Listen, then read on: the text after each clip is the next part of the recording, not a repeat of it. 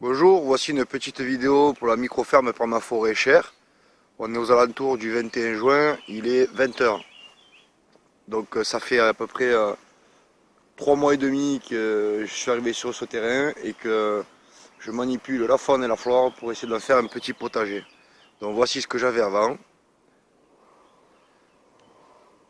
Et voilà à quoi j'arrive maintenant.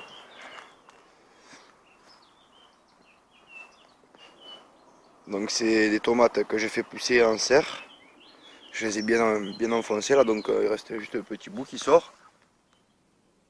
Elle fait à peu près 15 cm, 20 cm, voilà. Ici on a des marmandes, de la longée, de la cerise. Pieds de vigne qui poussent partout là.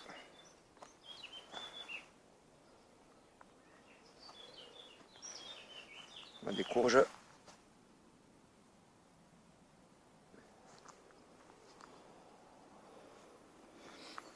Donc le but c'est de cultiver sans eau. Là actuellement je suis dans les semis donc j'arrose un peu. Voilà, cette parcelle c'est pareil. Des tomates avec des haricots entre en poquet.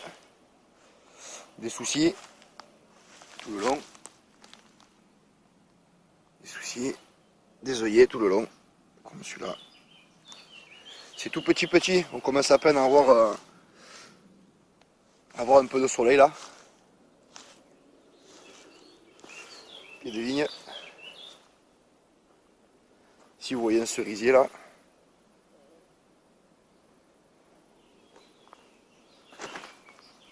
Ici c'est un efflier.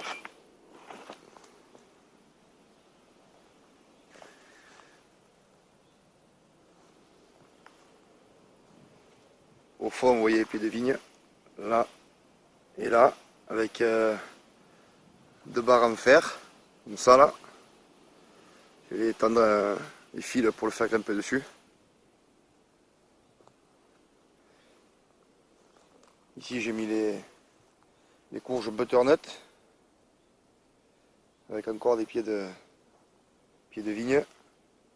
Un très beau poirier. Donc il y a 3 mois, ici c'était encore la savane.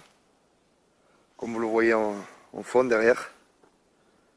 Il m'a fallu couper du bois.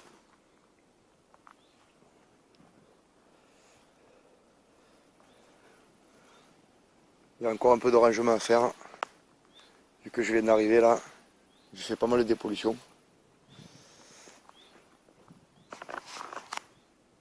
Là vous voyez les pieds de maïs. Tomates. Salade. Belles salades qui ne sont pas du tout attaquées, je suis en pleine forêt. Il n'y a pas d'attaque. Donc les limaces elles ont été mis en garde-manger plus loin sur des haricots. Vous voyez qu'il y a des fils. Il y a les chiens qui viennent maintenant aussi.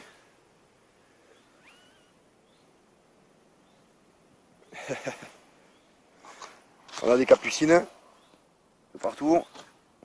Je veux bien mettre des fleurs, ça protège. Là vous voyez qu'il y a une haie en bulbe.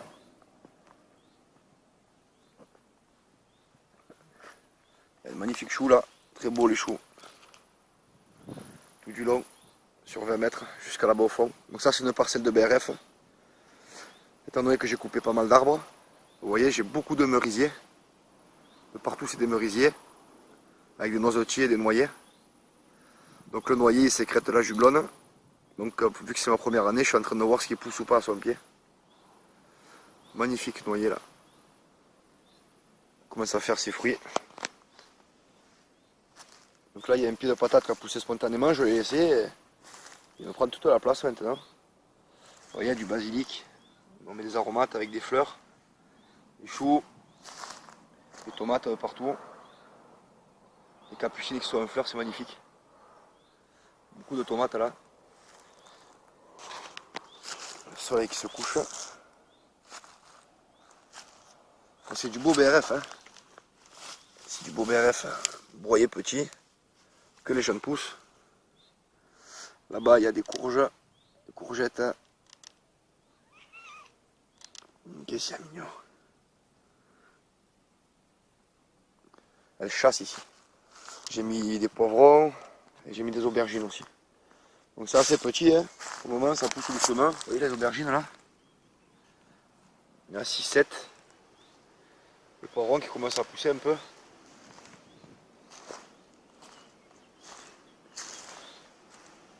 Ici vous voyez un pommier manzana. Ça c'est le champ de patates. Je sais pas si on voit bien là. Alors là, champ de patates qui a été mis en terre, buté à la paille. J'y reviendrai après. Si vous avez les melons, vous voyez commencer à avoir les premières fleurs.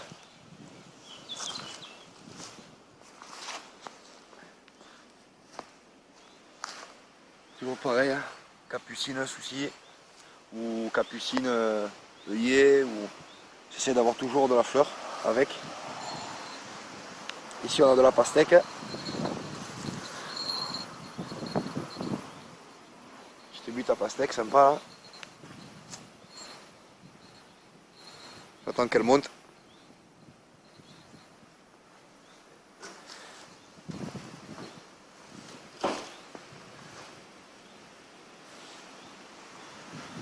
Ah, on fait du radis en rotation. Vous voyez, il est là le radis, sous son paillis.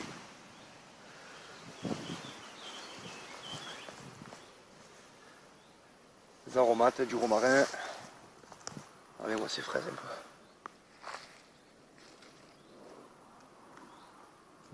Là j'ai fait une fraiserie.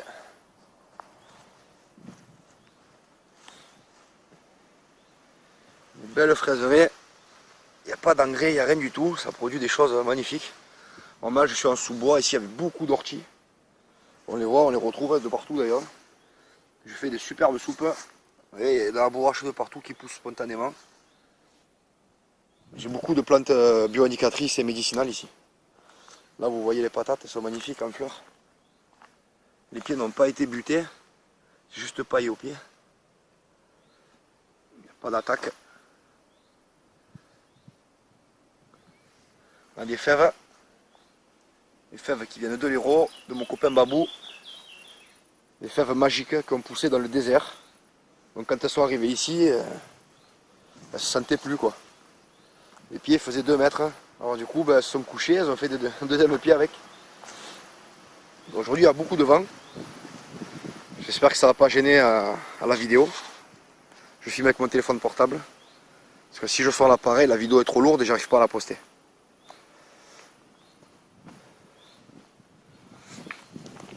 Vous voyez un peu cette terre là. Avec le vent, il y a tout qu'à sécher aujourd'hui. Je le vois parce qu'à certains endroits ça craque, comme ça là. Je suis à 100 mètres d'altitude. La menthe qui pousse. Encore du maïs, de la ciboulette. C'est bien parti tout ça. Encore de la menthe, vraiment ce buisson là. Ici j'ai un mélange mille-pas. Donc sur 10 mètres là on voit que c'est bien parti. Le mille-pas. Il se plaît. Avec des petits fraisiers. Fraisiers qu'ils ont marcotés. J'attends qu'ils fassent 4 pieds là-bas, dans la fraiserie, puis après je les coupe et je les remarcote. Parce qu'au-delà de 4 pieds après, c'est plus vraiment contrôlable, on peut plus les retrouver. Le mille-pas qui est très très beau.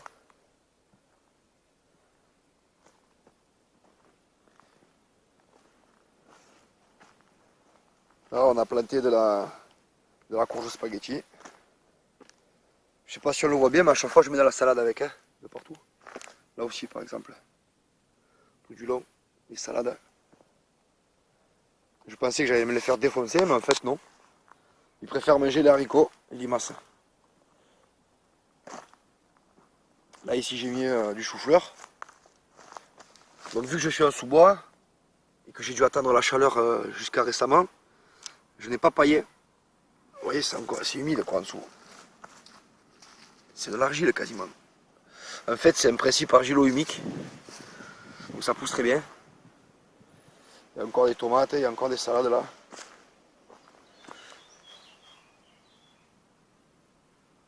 Matsu un peu petite, hein. C'est la marmande que j'ai mis là. Chou-fleur qui commence à partir. Donc là je vais pailler et je vais mettre les patates encore. Une deuxième rotation. Donc à la grelinette.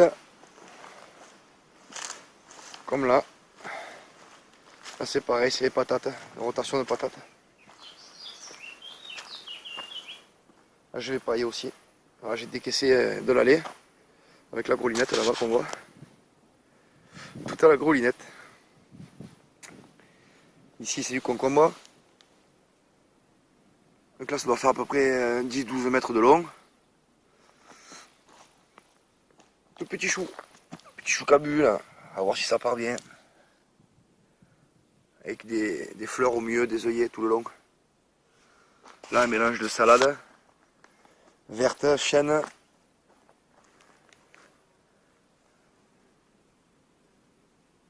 Je vais vous montrer un peu le type de végétation que j'avais ici. Vous voyez, ça, elles ne sont pas touchées. Hein. Donc le juglon, il gêne pas la... C'est un antigerminatifère répulsif pour mammifères. Ça ne gêne pas la pousse des salades. Voilà le type de végétation que j'ai, donc beaucoup de soupe d'ortie.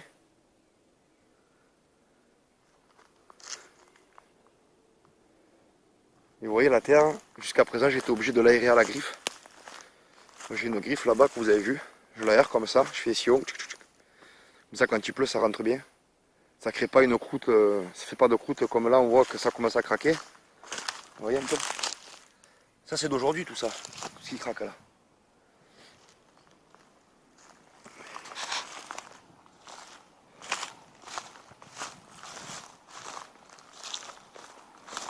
Donc là, vous voyez il y a du haricot. Ce haricot il sert de fusible. C'est lui qui se fait défoncer. Et c'est voulu. Il y en a quelques-uns des pieds d'haricots, mais tant qu'ils sont là à manger du haricot, ils ne viennent pas dans le potager. Commencez à voir les premières noix. Là j'avais fait des sioles partout, avec des poquets. On voit encore la trace des sioles. Je pensais le faire jusqu'au bout, mais je suis tombé sur des racines, donc j'ai arrêté. À ce niveau-là. Donc là, il faut dire que tout est branché au sol. Avec les rhizomes, les mycorhizes.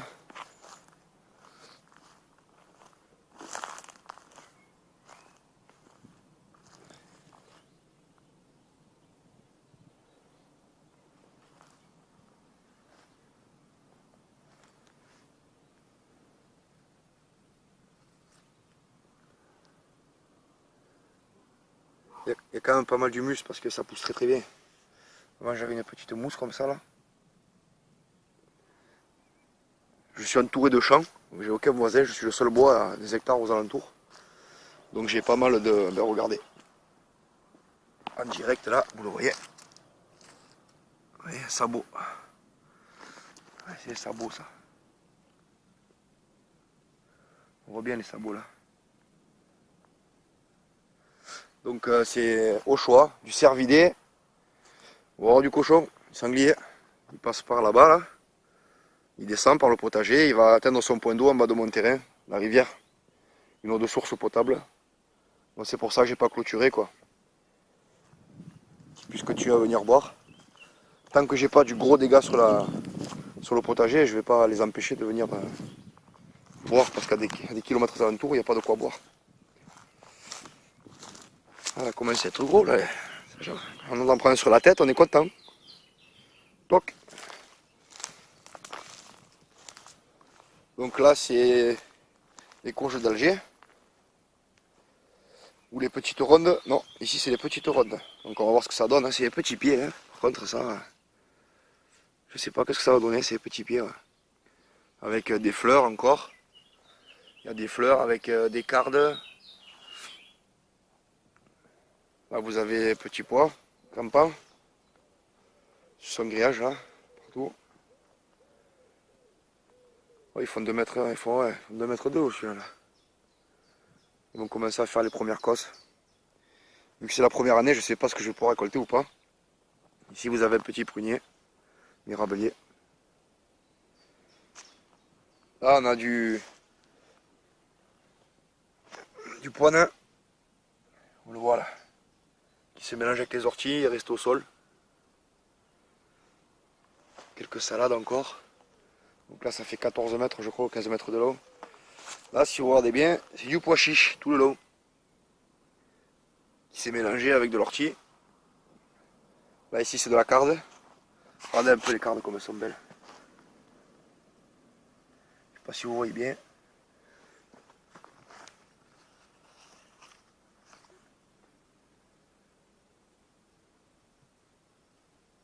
Donc grâce au mycélium qu'il y a dans le sol, qui se connecte aux racines, elles n'ont pas besoin de faire des périodes de photosynthèse très élargies comme dans mon précédent potager, quoi. Là le sol est vivant et du coup ça compense avec le manque de soleil. Parce que tout ça, ça a poussé quasiment à l'ombre. Hein. Regardez. Maintenant qu'il y a un peu de soleil, on le voit, mais jusqu'à présent, il n'y a pas beaucoup de soleil. C'était vraiment à l'ombre. Celle-là, ça les a pas gênés, quoi.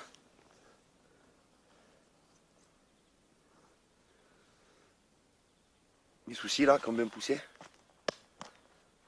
Du loin, j'ai mis du souci.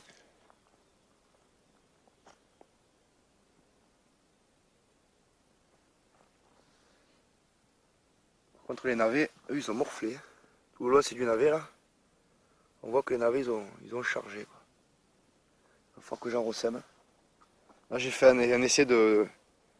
Ici, j'ai fait un essai de radis. Ça n'a pas vraiment bien marché, quoi. Les salades aussi qui se sont fait défoncer. Elles ne sont pas toutes défoncées. Encore un pied de vigne. Là, c'est un muscat d'Alexandrie. Vous voyez, il y a eu un échec là. Ici, c'était du haricot, du Saint-Fiacre qui n'a pas pris. Je viens d'y ressemer. Ici, j'ai ressemé de la carotte avec de la betterave. On verra bien. Encore du navet. Mais bon, à mon avis, il partira pas plus loin que ça, quoi. À voir. Ici, une petite association encore là. C'est du très beau petit chou de Bruxelles. Très beau. Ouais, ça fait un joli petit pied là déjà. Et quand on regarde au pied, on trouve du basilic tout le long. Donc basilic avec des œillets toujours pareil. Jusqu'au bout là-bas. C'est pas mal. Ah, elle est là, la courgette d'Alger. La petite blanche. Ils sont tous en fleurs. J'espère que ça a été pollinisé. J'ai beaucoup de bourdons, d'abeilles ici. Je voulais mettre les ruches, mais j'ai pas encore eu le temps de m'en occuper. Bon, maintenant, je sais pas si je vais pailler ou pas, du coup, vu que je suis un peu à l'ombre, histoire de garder la terre chaude. Là, je sais pas trop. Je vois que ça craque un peu. Je veux pas faire d'arrosage. Je sais pas. Je sais pas. Je vais peut-être attendre quelques jours, voir un peu comment ça se passe. Parce que j'ai trouvé des bottes là d'un fermier là. J'ai stocké des bottes là, une vingtaine de bottes. Voilà, on a fait le tour du petit potager. Le bois que j'ai coupé, parce que j'ai coupé pas mal de bois pour faire une petite entrée d'air, un petit entrée de soleil là. Donc je le réduis. Il est réduit là-dessous. Ça va rester comme ça pendant à peu près 2 ans, avec un couvert paillis. Le temps que la lignine se mange un peu, qu'il reste de la cellulose, et puis après j'ai recouvert de terre. Je fais des petites buttes comme ça.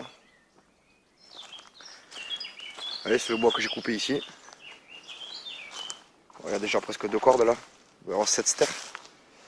Et ça fait du joli.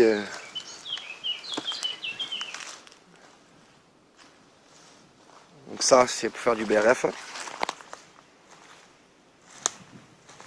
Tout petit, hein. Le BRF, c'est vraiment les rameaux, hein, c'est ça. Hein. Le BRF, c'est ce qui est jaune là. Bon là, il a eu le temps de sécher un peu parce que la machine est tombée en panne. Le broyeur est tombé en panne. Là, vous voyez une butte qui est pareil en train de réduire. Donc celle-là, je l'ai composée de bois mort dans la forêt.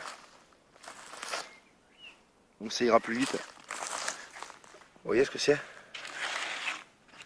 Là, c'est pourri. Donc, presque que de la cellulose, là, c'est pas mal.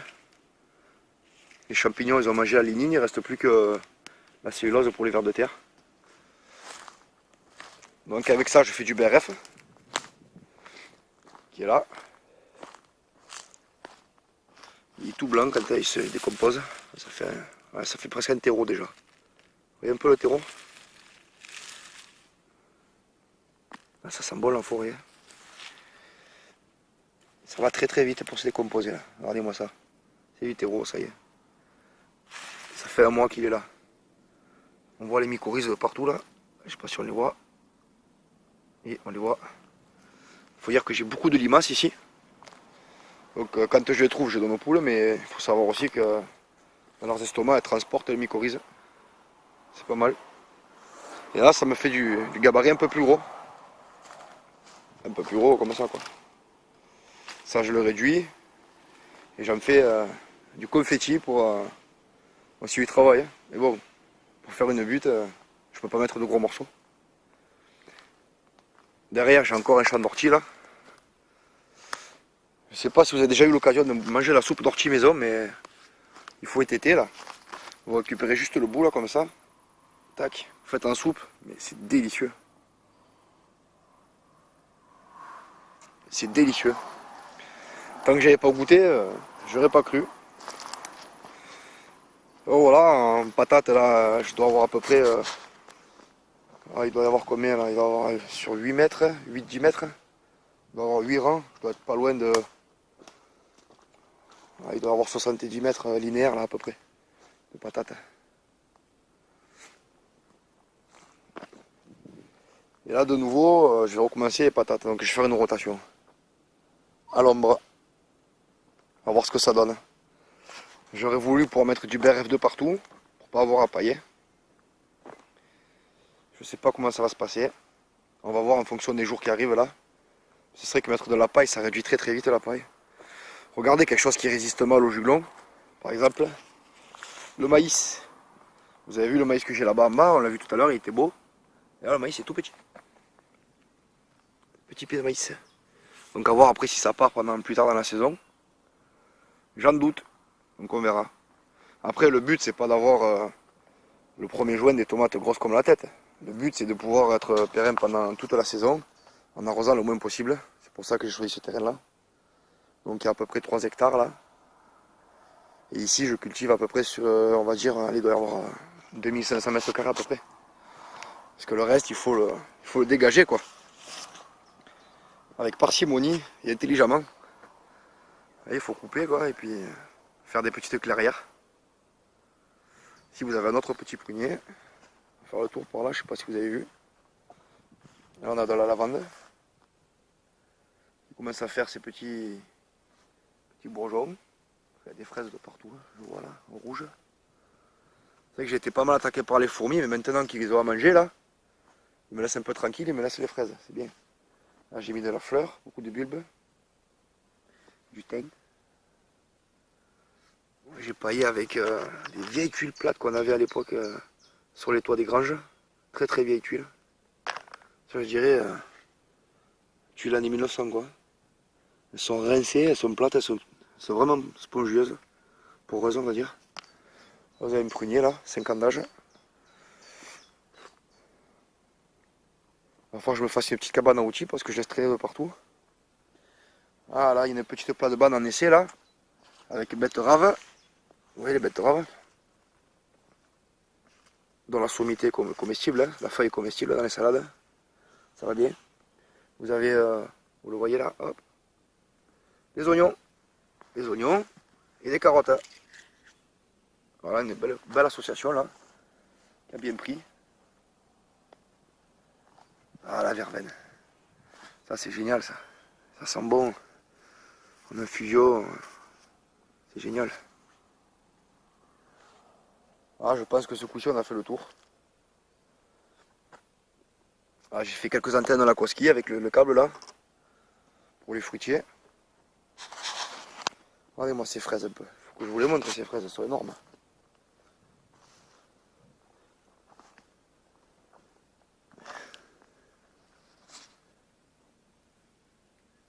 C'est magnifique. Donc c'est la plaquette, bois blanc. Et en dessous, pour éviter le désherbage, j'ai mis la bâche professionnelle. Comme ça je garde la fraiserie pendant à peu près 2 ans, avant de déterrer les pieds et de les réimplanter plein terre. Histoire qu'ils me fassent pas mal de rejetons, d'amortir un peu. Et je pourrais récupérer cette bâche parce que en fait je l'ai trouvée sur site. Et la personne s'en est servie, elle a dû la laisser là il y a à peu près 10 ans. Regardez un peu l'état. C'est presque comme neuf. C'est neuf même. C'est incroyable. Alors du coup je me dis que dans 2 ans quand j'enlèverai la bâche elle sera encore intacte. Elle était bien rincée là. Ça m'évite le désherbage des orties. Ceux-là ils sont puissants et qui cloquent les mains, ça fait mal. Il y a certaines orties, là où j'étais avant, là, Microferme biologique Limousin, sur Facebook ou sur YouTube. Les orties, je pouvais les prendre à la main. Là, les orties, ici, ils piquent un peu plus. Regardez le chat qui veille là-bas. Les pastèques qui commencent à partir. Alors, je sais pas si c'est du tardif ou pas comparé à chez vous. Mais en tout cas, là, de jour en jour, ça va très très vite. Ça se développe très très vite. Je vois les melons là-bas qui commencent déjà à faire que je peux passer par là sans me brûler. Hop là. Donc là j'ai mis de la vieille fumure, j'avais des vieux sacs de fumier que j'avais acheté il y a 3 ans. Ce que j'ai fait dans la pastèque. Je les ai laissés dans un coin du jardin, j'avais pas touché, j'avais du fumier de cheval bio. Et là j'ai zéro sorti. Ouais. Et je les avais percés déjà. Oui, j'avais fait des trous pour que ça se rince. Et là j'ai du fumier qui est du vieux fumier, de la vieille fumure. Bien rincé, et c'est ce que j'avais mis là. Donc j'ai laissé reposer, j'ai mis avec quelques bâches qui sont là. Du coup ça m'a coupé un peu l'herbe. Puis le melon il semble beaucoup apprécié cette petite initiative pour lui. Par contre la pastèque c'est étonnant parce que je trouve qu'elle pousse moins vite et moins bien que le melon. Donc ici ouais j'ai beaucoup de ronces, de mûriers. Il faut dire que le sol, rien que sur cette parcelle là, j'ai au moins 3 natures de sol différents. Donc lui il sert un peu d'échangeur, il sert de zone de libre-échange. Ils se transmettent les informations par le biais du mycélium dans le sol. Donc tout est équilibré, il n'y a pas de maladie. Pour le moment j'ai aucun ravageur. Je suis très content. Ici là j'ai même des radis qui sont en graines là, de la première session que j'avais fait. Regardez un peu, j'ai des pieds de vigne qui poussent de partout, sauvages. À l'époque il doit y avoir des vignes ici à l'époque. J'ai réussi à trouver du très beau foin dans la paille là. Je stocke sous abri. Chez le voisin, 1 € la boîte, c'est sympa d'avoir ça sur place. Donc voilà, il faut aussi parfois, même si on aime bien sa tranquillité, aller s'adresser un peu aux voisins et faire des échanges. C'est très sympa. Voilà. Je pense que vous avez vu à peu près tout. On va revenir une petite fois de plus sur ces pieds de maïs. Regardez un peu. On n'est pas sur les mêmes. Pourtant, c'est les mêmes que ceux qui sont là-bas sous le joulon. Le julon, c'est pas les mêmes. Vous voyez, toujours pareil, les bulbes. Première barrière. Là, c'est une parcelle BRF, plein soleil. Il y avait une belle épaisseur, il y avait à peu près 10 cm à 15 cm. Il a beaucoup réduit. Il a fait du terreau. La terre elle reste souple. Vous voyez, on a des tomates, le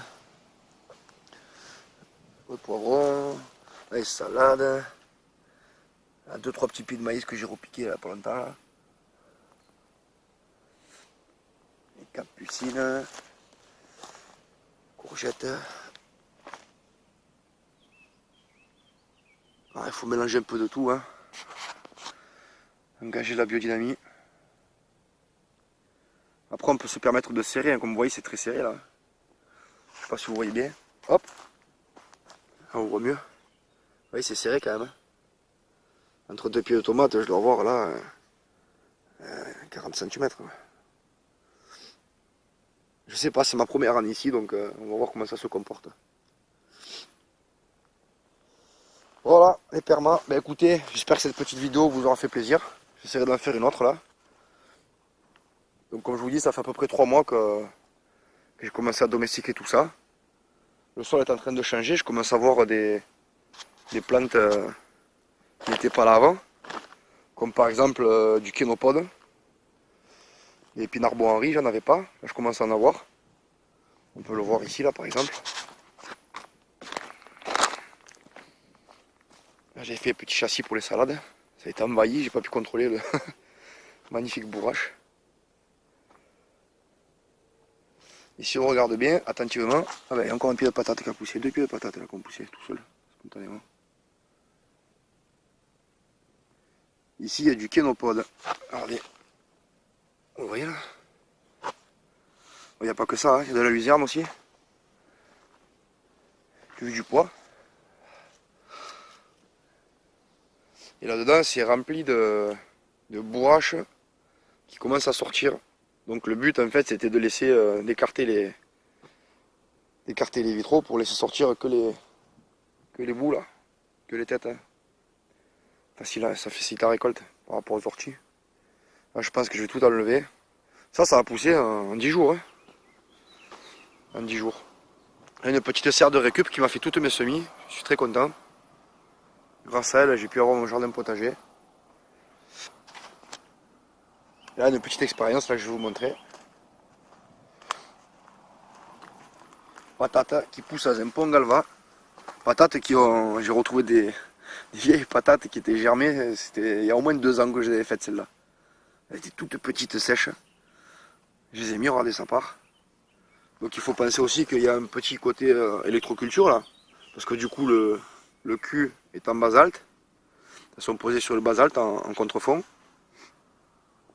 Donc il y a un petit effet électroculture dans le galva là. Et au fur et à mesure que ça monte, ben, je rajoute de la terre.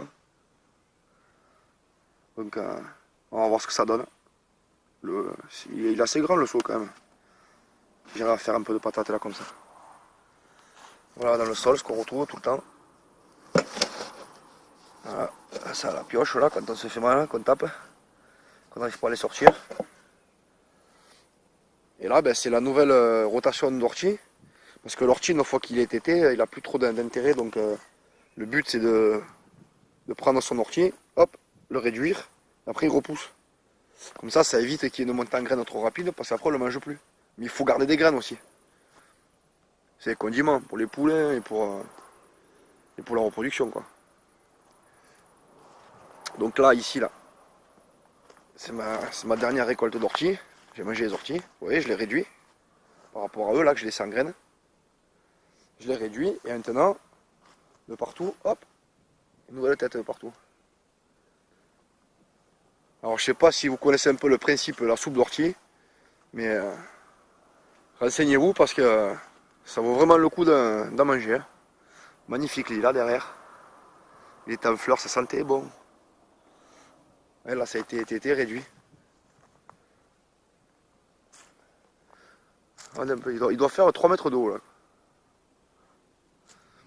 Bon, la vidéo est un peu longue. Alors je pense que prochain coup je vous montrerai un peu ce que j'ai fait dans les bois là-bas.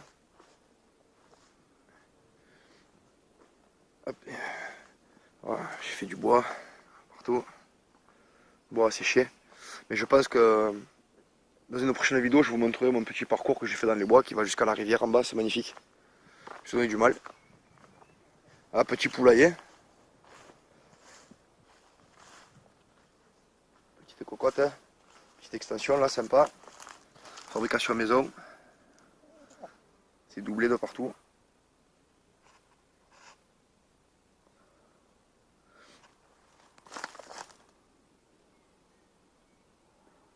Donc là c'est un poulailler portatif. L'intérêt c'est que je puisse les bouger de place tous les 10 jours. Et ça il garde un sol qui puisse gratter, vivant. Et puis moi ça me permet de pouvoir sécuriser au maximum. Ça c'est pour quand il fait soleil. Vous voyez là j'ai fabriqué ça là, ça fait comme un peigne tout le long. Vous voyez. Et quand le sol n'est pas tout à fait droit, juste à venir planter ça. Comme ça il n'y a rien qui passe en dessous. C'est doublé, c'est solide.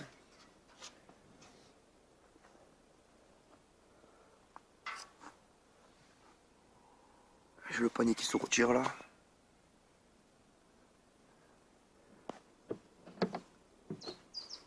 Hop. noir, perchoir. On voit quelque chose là. Voilà, retour du petit poulailler.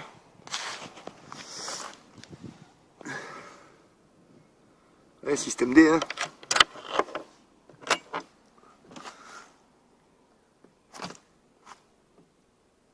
Elle me fait 2 œufs par jour en ce moment. Ah bah écoutez, la vidéo commence à être un peu longue là. Donc, je vais vous laisser sur ces belles images. J'espère que la vidéo vous aura plu. J'en referai une autre d'ici quelques temps, quand ça sera repoussé un peu. Ok. Bah, vous pouvez retrouver les vidéos sur mon ancienne page, Microferme Biologique Limousin, et sur YouTube. Et là maintenant, c'est Microferme Permaforêt Cher, donc Centre France. Voilà les permas, bah, écoutez, passez un bon moment, et n'hésitez pas si vous avez des commentaires à me faire, et puis on se retrouve bientôt. Ciao ciao.